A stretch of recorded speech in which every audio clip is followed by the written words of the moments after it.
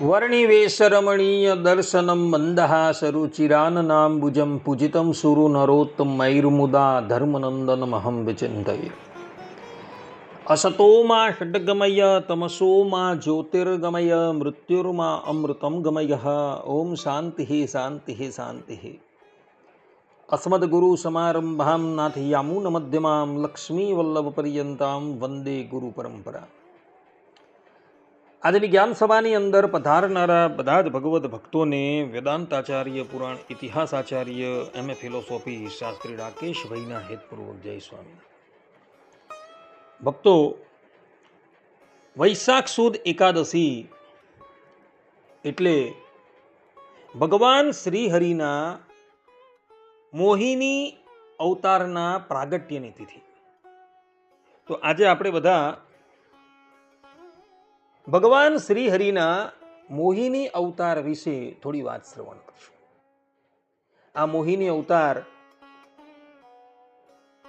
કયા સંજોગો વસાત થયો હતો અને આ મોહિની અવતારમાં ભગવાન શ્રીહરિએ કયું કાર્ય કરેલું હતું વગેરે વગેરે વાતો પર આપણે સૂક્ષ્મતાથી અવલોકન કરશું.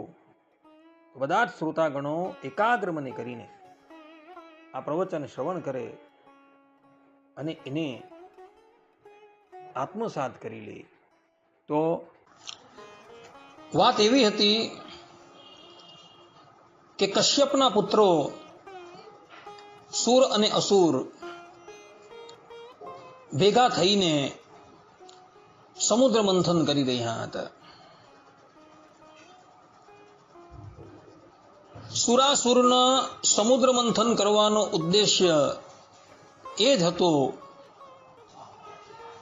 કે અમને એ સમુદ્રનું મંથન કરતા અમૃતની પ્રાપ્તિ થાય. ઘણા વર્ષો પર્યંત સુરાસુરોએ સમુદ્ર મંથન કર્યું અને એમાંથી 14 રત્ન પ્રગટ થયા. એમાંથી જે 13 રત્ન હતા એ તો સુરાસુરોએ વહેંચી લીધા, પરંતુ જ્યારે 14મું રત્ન અમૃત લઈને, અમૃતનો કુંભ લઈને ધન્વંતરી ભગવાન સમુદ્રમાંથી પ્રગટ થયા ત્યારે અસુરોએ જોયું કે શ્રીમદ નારાયણ ભગવાન ધન્વંતરીનું રૂપ ધારણ કરી અમૃતનો કુંભ લઈ સમુદ્રમાંથી પ્રગટ થયા છે. એટલે અસુરો દોડતા દોડતા ધન્વંતરી ભગવાનની પાસે ગયા અને અમૃતનો કુંભ એમના હાથમાંથી છીનવી લઈ ત્યાંથી પલાયન થઈ ગયા. તે સમયે બધા જ અસુરો એકબીજા પ્રત્યે એવું કહેતા હતા કે સર્વપ્રથમ હું અમૃતનો પાન કરીશ, બીજો કે હું પાન કરીશ, ત્રીજો કે હું પાન કરીશ. એમ કરતા બધા જ લોકો અંદરો અંદર લડવા લાગ્યા, પરંતુ કોઈ અમૃત પાન કરી શક્યું નહીં. અસુર લોકો અમૃતનો કુંભ લઈને જતા રહ્યા એટલે દેવતાઓ તો બિચારા નિર્બળ હોવાથી શ્રીમદ નારાયણ ભગવાનના શરણમાં ગયા અને કહ્યું કે પ્રભુ, સમુદ્રનું મંથન તો અમે બંને જણાએ કર્યું અને આપે અમને પૂર્વે વચન આપેલું હતું કે સમુદ્રમાંથી જે અમૃત નીકળશે એ અમૃતના ભાગી તમે જ થશો, પરંતુ આ અમૃત જે છે એ તો આ અસુરો લઈ ગયા, હવે અમારે શું કરવું? ત્યારે શ્રીમદ નારાયણ ભગવાન એઓને ધીરજ આપે છે અને કહે છે કે તમે ચિંતા ન કરો. ત્યારબાદ શ્રીમદ નારાયણ ભગવાન જે માર્ગની ઉપર અસુર લોકો અમૃત લઈને જતા હતા એ જ માર્ગની ઉપર એક સુંદર સ્ત્રીનું રૂપ ધારણ કરી અસુરોની સન્મુખ ઉપસ્થિત થયા. અસુર લોકો તો એ સ્ત્રીનું રૂપ જોઈને અત્યંત મોહિત થઈ ગયા. એ સ્ત્રીનું નામ હતું મોહિની. કારણ કે અસુરોને મોહ પમાડવાને અર્થે શ્રીમદ નારાયણ ભગવાને જ આ મોહિનીનું રૂપ ધારણ કરેલું હતું. અસુર લોકો એનું સૌંદર્ય જોઈને અત્યંત મોહિત થઈ ગયા છે અને એની પાસે આવ્યા અને કહે છે કે દેવી, તમે કોણ છો? અમે તો કશ્યપના પુત્રો છીએ. હજારો વર્ષ પર્યંત અમે સમુદ્રનું મંથન કર્યું અને એમાંથી અમૃત નીકળ્યું છે અને એ અમૃતને પાન કરવાને અર્થે અમે અંદરો અંદર લડી રહ્યા છીએ.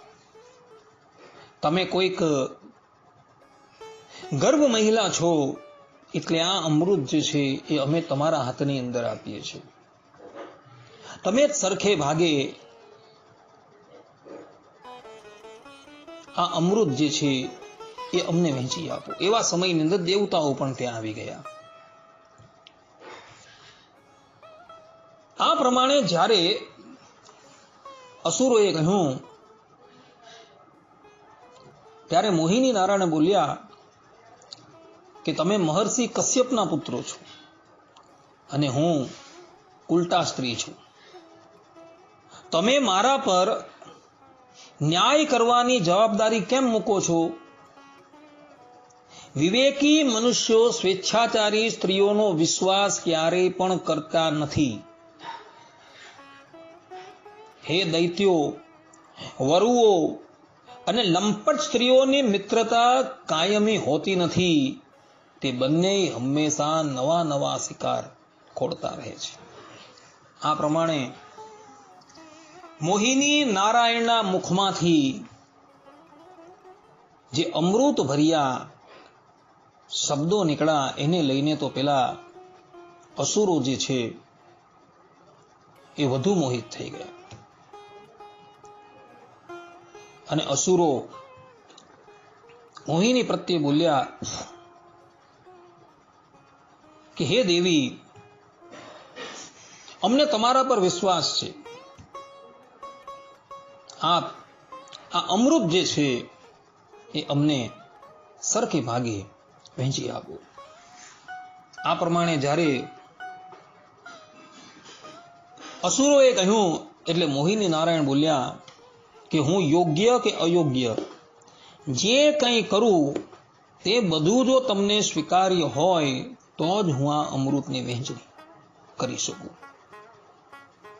આ પ્રમાણે જ્યારે મોહિની નારાયણે કહ્યું ત્યારે બધા જ અસુરો જે છે એ એની મોહ ભરેલી વાણીની અંદર એવા તો મોહિત થઈ ગયા કે મોહિની નારાયણની વાતનો મર્મ એ લોકો સમજી ન શક્યા અને મોહિની નારાયણની રૂપ માધુરીનું પાન કરવાની અંદર એ લોકો એટલા બધા આસક્ત થઈ ગયા કે મોહિની પ્રત્યે બોલ્યા કે અમને કબૂલ છે, કબૂલ છે, કબૂલ છે. આ પ્રમાણે જ્યારે અસુરોએ કહ્યું એટલે મોહિની નારાયણે કહ્યું કે ભલે, તો હવે તમે અમૃત પાન કરવાને અર્થે પવિત્ર થઈ જાઓ. દેવતાઓ અને દાનવો જે છે એ મોહિની નારાયણની વાત સાંભળી એક દિવસ ઉપવાસ કરે છે, ત્યારબાદ વિધિવત સ્નાન કરે છે, હવિષ્યાનનો અગ્નિની અંદર હોમ કરે છે, ગાયો બ્રાહ્મણો એઓને યથાર્થ રીતે તૃપ્ત કરે છે અને પછી બ્રાહ્મણોની પાસે સ્વસ્તિ વાચન કરાવી એક હરોળની અંદર બધા દાનવો બેસી ગયા અને બીજી હરોળની અંદર બધા દેવતાઓ બેસી ગયા અને મોહિની નારાયણે નૃત્ય કરતા કરતા અમૃતની વહેંચણી જે છે એ કરવા માંડી.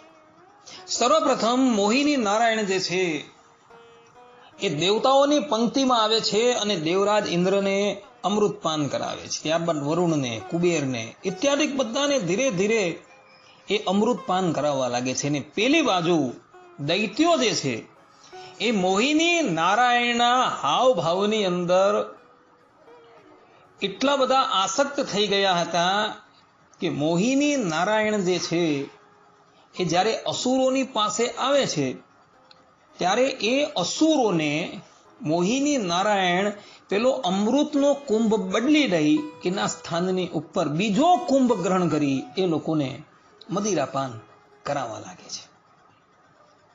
અસુરોને એ વાતનું પણ ભાન નથી રહેતું કે અમે લોકો મદિરાપાન કરી રહ્યા છે. એ તો મોહિની નારાયણના રૂપની અંદર એટલા આસક્ત થઈ ગયા હતા કે એને પોતાના શરીરની પણ સુધ બુધ હતી નહીં. આ તરફ મોહિની નારાયણ કોઈક સમયે દેવતાઓની પંક્તિની અંદર અને કોઈક સમયે અસુરોની પંક્તિની અંદર ફરી ફરી દેવતાઓને અમૃતપાન કરાવવા લાગ્યા અને અસુરોને મદિરાપાન કરાવવા લાગ્યા. પરંતુ આ મોહિની નારાયણની આ ચાલાકી જે છે ને એ અસુરોના મધ્યે રહેલો રાહુ નામનો અસુર જોઈ જાય છે. એને ખબર પડી જાય છે કે આ સ્ત્રી જે છે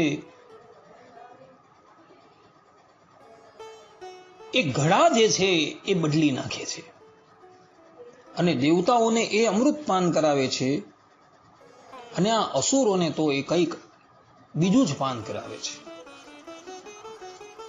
એવા સમયની અંદર આ રાહુ દૈત્યની દ્રષ્ટિ જે છે ને એ મોહિની નારાયણના ચરણની ઉપર પડી. ભક્તો, જ્યારે પુરુષ ચાલવાનો પ્રયાસ કરે ને ત્યારે જમણો પગ જે છે એ પહેલા ઉઠાવે અને પછી ડાબો. જ્યારે સ્ત્રીઓ જે છે જ્યારે ચાલવાનો પ્રયાસ કરે ત્યારે પહેલો પગ જે છે ડાબો ઉઠાવે અને પછી જમણો. રાહુની દ્રષ્ટિ જે છે એ મોહિની નારાયણના ચરણની ઉપર પડી અને એણે જોયું કે આનો તો પહેલો ચરણ જે છે અર્થાત કે જમણો ચરણ જે છે પહેલો પડે છે અને ડાબો ચરણ પછી પડે છે. એટલે એને ખબર પડી કે આ કોઈ છદ્મ વેશધારી દેવ જ છે. એટલે એ દેવતાનું રૂપ ધારણ કરીને સૂર્ય અને ચંદ્રની વચ્ચે આવીને બેસી ગયો. કારણ કે સૂર્ય અને ચંદ્રની વચ્ચે આવીને બેસે એટલે સૂર્ય અને ચંદ્રના પ્રકાશને લઈને કોઈને ખબર ન પડે કે આ દૈત્ય છે. મોહિની નારાયણ અમૃત પાન કરાવતા કરાવતા સૂર્યની પાસે આવ્યા અને પછી જ્યાં પેલો રાહુ દૈત્ય બેઠેલો હતો ત્યાં આવ્યા. શ્રીમન નારાયણ ભગવાન સર્વજ્ઞ છે. એ તો રાહુના હૃદયની અંદર પણ બેઠા છે.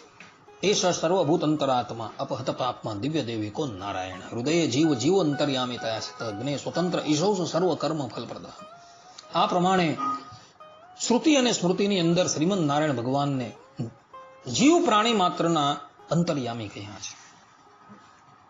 શ્રીમન નારાયણ ભગવાને પંક્તિ ભેદ નથી કરેલો. રાહુ દૈત્યના મુખની અંદર પણ એવો એ અમૃત રેડ્યું, પરંતુ જ્યાં રાહુ દૈત્યના મુખની અંદર અમૃત રેડ્યું ત્યાં જ બાજુમાં બેઠેલા સૂર્યદેવ અને ચંદ્રદેવ ચાડી કરી દે છે અને પ્રભુને કહે છે કે પ્રભુ, આ કોઈ અવર નથી, પરંતુ આ તો રાહુ નામનો દૈત્ય છે. જ્યાં સૂર્ય અને ચંદ્રએ આ પ્રમાણે કહ્યું એટલે શ્રીમન નારાયણ ભગવાને ચક્ર ધારણ કર્યું અને ચક્ર દ્વારા રાહુ દૈત્યનો શિરોચ્છેદ કર્યો. પરંતુ રાહુ દૈત્ય જે છે એ અમૃતપાન કરી ચૂકેલો છે અને એને લઈને એ અમર થઈ ગયો છે. રાહુ દૈત્યના બે ભાગ થઈ ગયા છે. એનું મુખ પૃથક થઈ ગયું છે અને એનું ધડ પૃથક થઈ ગયું છે. એનું મુખ જે છે એ રાહુ નામના દૈત્ય તરીકે ઓળખાવા લાગ્યું અને એનું ધળ જે છે એ કેતુ નામના દૈત્ય તરીકે ઓળખાવા લાગ્યું. શ્રીમદ નારાયણ ભગવાને ભલે રાહુને માર્યો, પરંતુ એ અમર થઈ ગયું હોવાથી પરમાત્માએ એનો પણ ગ્રહની અંદર પ્રવેશ કરાવી દીધો. આ તરફ મોહિની નારાયણ પોતાનું કાર્ય પૂર્ણ કરી અમૃતના કુંભને ત્યાં પછાડી અદ્રશ્ય થઈ ગયા. અસુરોને ખબર પડી કે આ કોઈ અવર ન હતું, પરંતુ શ્રીમદ નારાયણ હતા અને અમારી સાથે છલ કરી એઓએ બધું જ અમૃત જે છે એ દેવતાઓને પીવડાવી દીધું છે. એટલે બધા જ અસુરોએ પોતાના અસ્ત્ર શસ્ત્ર જે છે સંભાળ્યા. આ તરફ અમૃત પાન કરીને દેવતાઓ તો અમર થઈ ગયા હતા. પેલી બાજુ અસુર લોકો દેવતાઓને મારવા દોડ્યા તો દેવતાઓ પણ તૈયાર જ હતા અને ક્ષીરસાગરના તટની ઉપર દેવાસુર સંગ્રામ ખેલાવવા લાગ્યો. અમૃત પાન કરીને અમર થઈ ગયેલા દેવતાઓ હવે અસુરોના હાથની અંદર આવતા નથી. દેવરાજ ઇન્દ્રની આગેવાની હેઠળ બધા જ દેવતાઓએ અસુરોને ખૂબ તાડીત કરેલા છે અને કેટલાય અસુરો જે છે એ કાળના મુખમાં ચાલ્યા ગયા છે અને કેટલા તો રણ મેદાન છોડીને પલાયન પણ થઈ ગયા છે. આ પ્રમાણે શ્રીમદ નારાયણ ભગવાને અદ્ભુત સ્ત્રીનું રૂપ ધારણ કરી દાનવોને છલીને દેવતાઓને બધું અમૃત પાન કરાવી દીધું. શ્રીમદ નારાયણ ભગવાન પોતાનું કાર્ય પૂર્ણ કરી અદ્રશ્ય થઈ ગયા છે. હવે આ વાતની ખબર ભગવાન શંકરને પડી.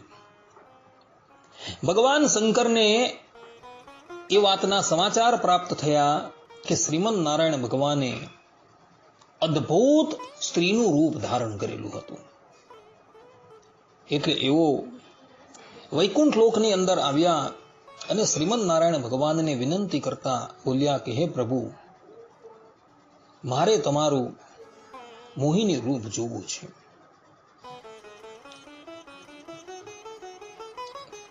આ પ્રમાણે જ્યારે ભગવાન શંકરે કહ્યું ત્યારે શ્રીમદ નારાયણ ભગવાન શંકર પ્રત્યે બોલ્યા કે હે શંકરજી, તે સમયે અમૃત કુંભ દૈત્યોના હાથમાં જતો રહ્યો હતો, તેથી દેવોનું કામ પાર પાડવાને માટે અને દૈત્યોના મનને એક નવા કુતૂહલ તરફ આકર્ષવા માટે જ મેં તે મોહિની રૂપ ધારણ કર્યું હતું. હે દેવ શિરોમણી, તમે તે રૂપ જોવા ઈચ્છો છો તો હું તે રૂપ તમને બતાવીશ, પરંતુ તે રૂપ તો કામી પુરુષો માટે જ આદરણીય છે, કારણ કે એ કામ ભાવને ઉત્તેજિત કરનારું છે. આ પ્રમાણે શ્રીમદ નારાયણ ભગવાને ભગવાન શંકરને પ્રથમથી જ સાવચેત કરી દીધા છે કે મારું આ રૂપ જે છે એ કામી પુરુષો માટે જ આદરણીય છે, કારણ કે એ કામ ભાવને ઉત્તેજિત કરનારું છે. માટે અધ્યાહારથી શ્રીમદ નારાયણ ભગવાન શંકરને કહે છે કે તમે એ રૂપના દર્શન ન કરશો. છતાં પણ ભગવાન શંકરે શ્રીમદ નારાયણ ભગવાનને કહ્યું કે પ્રભુ, મારે એ રૂપ જે છે એ જોવું છે, એના દર્શન કરવા છે. આ પ્રમાણે કહ્યું એટલે શ્રીમદ નારાયણ ભગવાન કહે છે કે ભલે. આટલું કહીને શ્રીમદ નારાયણ ભગવાન જે છે એ ત્યાંથી અદ્રશ્ય થઈ ગયા અને ભગવાન શંકર જે છે એ પુનઃ પોતાના કૈલાસ તરફ આવતા હતા. ભગવાન શંકર જ્યારે કૈલાસ તરફ આવતા હતા ત્યારે વનની અંદર એમણે એક ઉપવન જોયું અને તે ઉપવનની અંદર જાત જાતના વૃક્ષો ઉગેલા હતા, રંગબેરંગી ફૂલો અને ફળો જે છે એ વૃક્ષોની ઉપર લટકતા હતા. તે સમયે ભગવાન શંકરે એક કૌતુક જોયું. એક સ્ત્રી જે છે એ ઉપવનની અંદર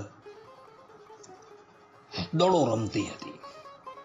ભગવાન વેદવ્યાસજીએ શ્રીમદ ભાગવતના અષ્ટમ સ્કંદના 12મા અધ્યાયની અંદર મોહિની નારાયણના રૂપનું વર્ણન કરેલું છે.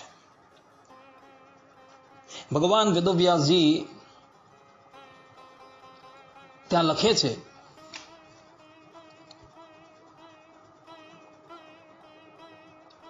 કે ભગવાન શંકર વૈકુંઠ લોકમાંથી કૈલાસ તરફ આવતા હતા.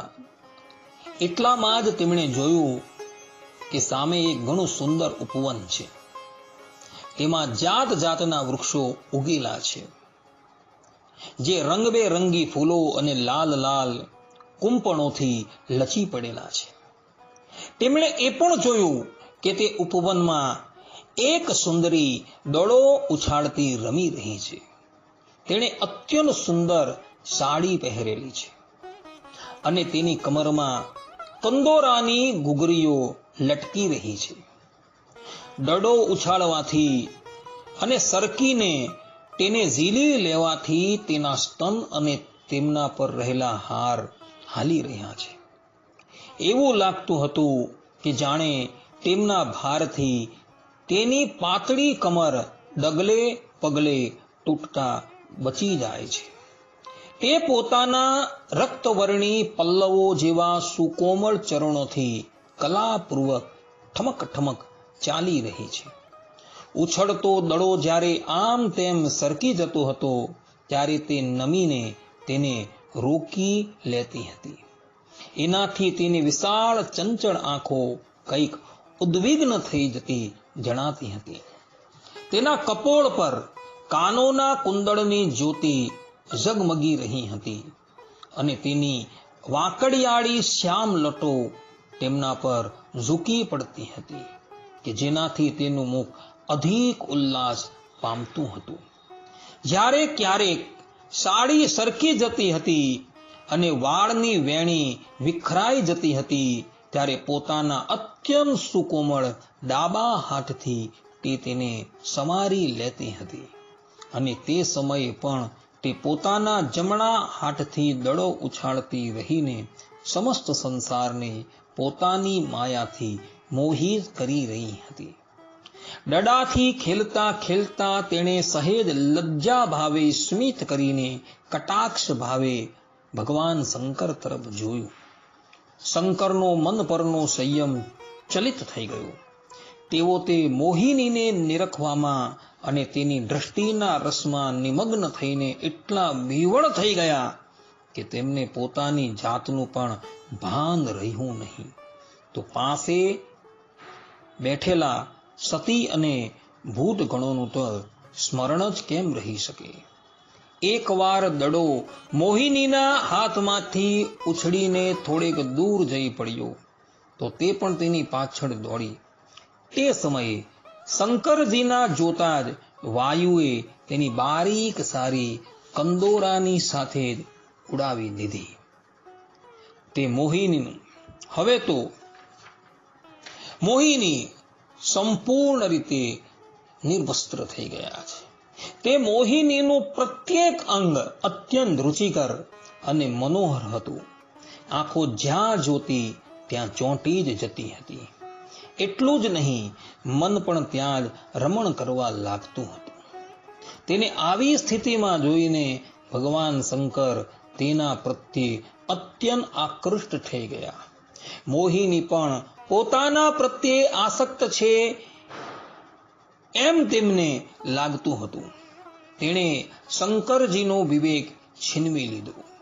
તેઓ તેના હાવભાવથી કામાતુર થઈ ગયા અને ભવાનીની હાજરીમાં જ લજ્જા છોડીને તેના ભણી ચાલી નીકળ્યા. મોહિનીનું વસ્ત્ર તો પહેલેથી જ વાયુથી થોડું સરકી ચૂક્યું હતું. હવે શંકરજીને પોતાના તરફ આવતા જોઈને તે ઘણી લજ્જિત થઈ ગઈ. તે એક વૃક્ષથી બીજા વૃક્ષની ઓઠે સંતાથી ફરતી હતી અને હસતી રહેતી હતી અને ક્યાંય સ્થિર થતી ન હતી. ભગવાન શંકરની ઇન્દ્રિયો પોતાને વશ રહી નહીં અને તેઓ કામ વશ બની ગયા. તેથી તેઓ હાથણીની પાછળ હાથી દોડે તેમ તેની પાછળ પાછળ દોડવા લાગ્યા. તેમણે અત્યંત વેગથી તેની પાછળ દોડીને પાછળથી તેના કેસ પકડી લીધા અને તેની ઈચ્છા નહીં હોવા છતાં પણ તેને પોતાની બંને ભુજાઓમાં સમાવીને છાતી સરખી લગાવી. જેમ હાથી હાથણીનું આલિંગન કરે છે તેવી જ રીતે ભગવાન શંકરે તે મોહિનીનું આલિંગન કર્યું. તે આમ તેમ ખસતી રહી ને પોતાને છોડાવવાનો પ્રયાસ કરવા લાગી. આ ઝપાઝપીમાં તેના માથાના કેસ વિખરાઈ ગયા. વાસ્તવમાં તે સુંદરી સાક્ષાત પરબ્રહ્મ પરમાત્મા જ હતી. તેથી તેણે પોતાને ગમે તેમ કરીને શંકરની ભુજાઓની પકડમાંથી છોડાવી લીધી અને ઘણા વેગથી ભાગી છૂટી. ભગવાન શંકર પણ તે મોહિની વેશધારી અદ્ભુત કર્મ કરનારા ભગવાન શ્રી વિષ્ણુની પાછળ પાછળ દોડવા લાગ્યા. તે સમયે એવું લાગતું હતું કે જાણે તેમના શત્રુ કામદેવે અત્યારે તેમના પર જીત મેળવી લીધી છે. કામુક હાથીની પાછળ દોડતા મદોન્મત હાથીની જેમ તેઓ મોહિનીની પાછળ પાછળ દોડી રહ્યા છે. જો કે ભગવાન શંકરનું વીર્ય અમોઘ છે તો પણ મોહિનીની માયાથી તે સ્ખલિત થઈ ગયું. ભગવાન શંકરનું તે વીર્ય પૃથ્વી પર જ્યાં જ્યાં પડ્યું ત્યાં ત્યાં સોના ચાંદીની ખાણો બની ગઈ. નદી, સરોવર, પર્વત, વન અને ઉપવનમાં તેમજ જ્યાં જ્યાં ઋષિ મુનિઓ વસતા હતા ત્યાં ત્યાં મોહિનીની પાછળ પાછળ ભગવાન શંકર ગયા હતા. વીર્યપાત થઈ ગયા પછી ભગવાન શંકરને પોતાની સ્થિતિનું ભાન થઈ આવ્યું. તેમણે જોયું કે ભગવાનની માયાએ તો મને ચક્રાવવામાં નાખી દીધું. ત્યારે તેઓ તરત જ તે દુઃખદ પ્રસંગથી અલગ થઈ ગયા. આ પ્રમાણે ભક્તો ભગવાન શંકરે શ્રીમદ નારાયણ ભગવાનની મનાઈ હોવા છતાં મોહિની રૂપ જોવાનો આગ્રહ કર્યો તો શ્રીમદ નારાયણ ભગવાને એમને મોહિની રૂપ બતાવ્યું. ભગવાન શ્રીમદ નારાયણનું એ મોહિની રૂપ એટલું બધું અદ્ભુત હતું કે એના કોઈ પણ અંગની અંદર કોઈ પણ મનુષ્યની દ્રષ્ટિ પહોંચી જાય ને તો એનું મન જે છે એના એ અંગની અંદર સ્થિર થઈ જતું. જ્યાં ભગવાન શંકર જેવા યોગેશ્વરની આ સ્થિતિ હતી તો બીજાની ક્યાં વાત કરીએ. ભગવાન શંકર યોગીઓના ઈશ્વર છે, ત્યાગી છે, વૈરાગી છે. રૂપના અંબાર સમાન ભવાનીને પોતાની બાજુમાં પોતાની ગોદની અંદર બિરાજમાન કરે છે, છતાં પણ ભગવાન શંકરને વિકાર નથી, એ નિર્વિકાર છે. પરંતુ શ્રીમદ નારાયણ ભગવાનનું આ મોહિની રૂપ જોઈને ભગવાન શંકર મોહ પામી ગયા છે.